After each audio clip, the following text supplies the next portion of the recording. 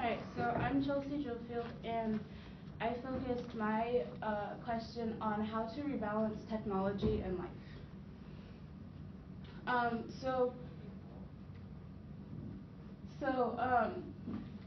found through my research that screen time causes us to disconnect from the real world through the immense amounts of times we just hand a screen to our children, our siblings, the kids we watch, just so that we can do other things and not have to actively watch them.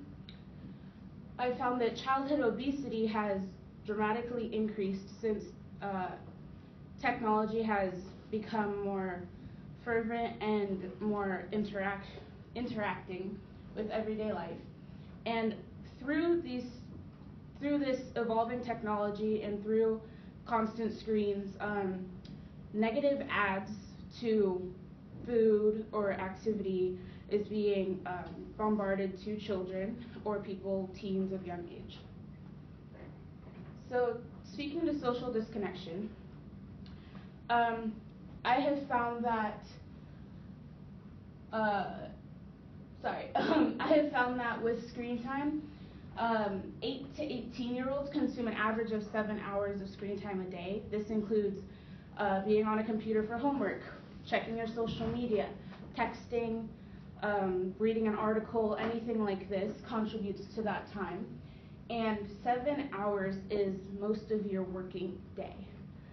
And that does not include when a child goes home to sleep. They tend to go to sleep with their phones, or when they're in their own personal time, they're often on their phones. And then speaking to screens and how much time we spend on them as teens, cyberbullying has dramatically increased along with it. And a lot of this is done in this age, 2017, through your social media. So Snapchat, Twitter, Instagram, YouTube, all these things have contributed to how people attack one another and how they receive those attacks. So these different uses of teen screen time has invited actions such as cyberbullying, which then also leads to depression, anxiety, being disconnected from other people. And many teens go to these sites with a sense that they will get acceptance, they'll feel welcome in a community that may not be reality. And in the end, some of them end up feeling rejected, like they don't belong, and everywhere is a reality for them because they can't get away from feeling rejected. So when it goes to childhood obesity, time with screens starts at the baby stage. Many parents put a TV in their child's room, and this increases how much TV they consume when the parent's not looking. And then today we have iPads, iPhones, iPods, all these different things that are just handed to children. As you can see, the child is drinking her bottle and she is looking at an iPhone. These are not things that are they shouldn't be acceptable, but they are, and they're commonly known as just, this is what my kid is doing, and it's not any different from anyone else. From this, she is watching an iPhone. We don't know what she is watching, but say she's watching YouTube.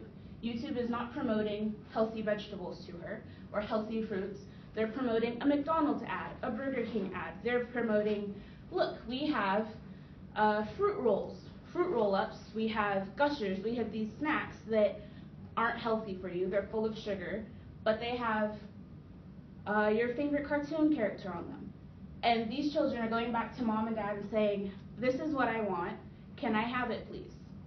And a lot of parents, especially in low-income housing, they cannot afford vegetables, fruits, healthy things for their children, and so it's what fits their pocket as well, and they'll say, okay.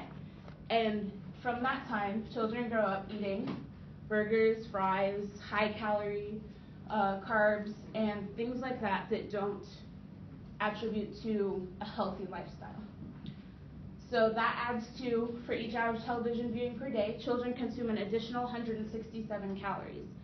So on the above statistics, 64% of babies and toddlers are watching TV and videos, averaging slightly over 2 hours.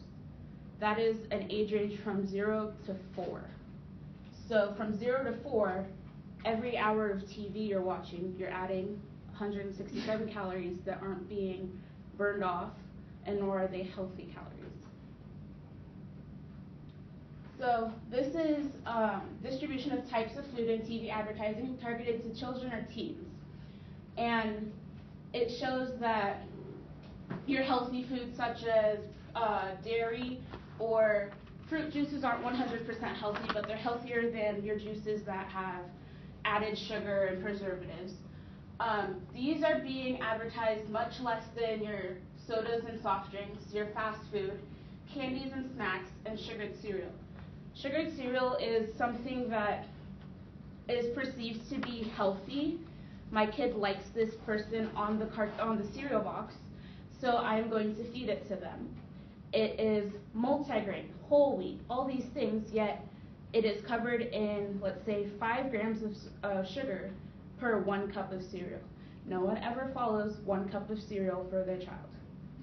So 5 grams of cereal 5 grams of sugar is also equal to about 1 teaspoon. And for every cup of cereal that you give your child of a sugared cereal, you're giving them at least 1.5 teaspoons of sugar. So the solutions I have found to this would be to moderately use media accounts with parental supervision for all ages. This includes children, as soon as you have a media account, that your parents have access to it. This allows them to view what you're doing online. This lets the children know there is somebody who is watching what you're doing online, and this causes them to act differently. They don't post the same things, they don't talk to the same people that they do if no one had their password or their username or anything like that. Stop advertising to young children. If not, promote healthy foods. So this is saying, give us healthier commercials that say my favorite cartoon character is telling me, eat fruits and vegetables, eat carrots and celery sticks, things like that. And Disney has actually gotten rid of any negative advertising to that. They don't advertise to fast foods, to sugared preservatives, things like that. They only advertise your healthy stuff. And then raise your children outside and with friends rather than a screen. When it's nice outside, and even though there may not be any other friends around, tell your children, let's go outside and play. Don't give them a screen and say, sorry, there's no one to play with you. And then just live in smaller community neighborhoods. Commonly today, neighborhoods are widespread and they're a lot bigger than they were in, say, 1970 or in 2005. And these neighborhoods now cause children to be farther apart than they were before. And so you can't walk down for 5 minutes down the road and meet a friend. That's not how it is anymore. And so this causes a lot of kids to say, I don't have anyone close to me to play with. So I think that living in smaller community neighborhoods would definitely cause children and teens to be active, to build relationships, and to bring down the obesity rate, even if they're watching a screen that's saying, Just Dance, we're all active together, building relationships in a community that cause them to just not be another statistic for America overall. And those are my words. Thank you. Here's your first question. How did you handle the differing perspectives in order to reach your conclusion? So I found a lot of statistics that would say that the obesity rates are just fine. They're okay, when in truth 1 in 3 American children and teens are obese or overweight. And so there were a lot of things that contradicted with what I was looking for, but a lot of them also, I would do a source check, or I would check up the author, and they weren't someone who I would want to take an article from, or I was happy that I checked their credibility compared to the sources that I did pull information from. Thank you. If you had more time, what additional research would you conduct related to this issue? I would conduct, I would compare what other countries, what commercials or advertising they target to their children and the effects of it, obesity rates in other countries. I looked well into teen depression and cyberbullying from screen use. And I would definitely want to compare America to other countries to see at what levels or rates we are performing compared to others, and what we could do to change it. Awesome, thank you.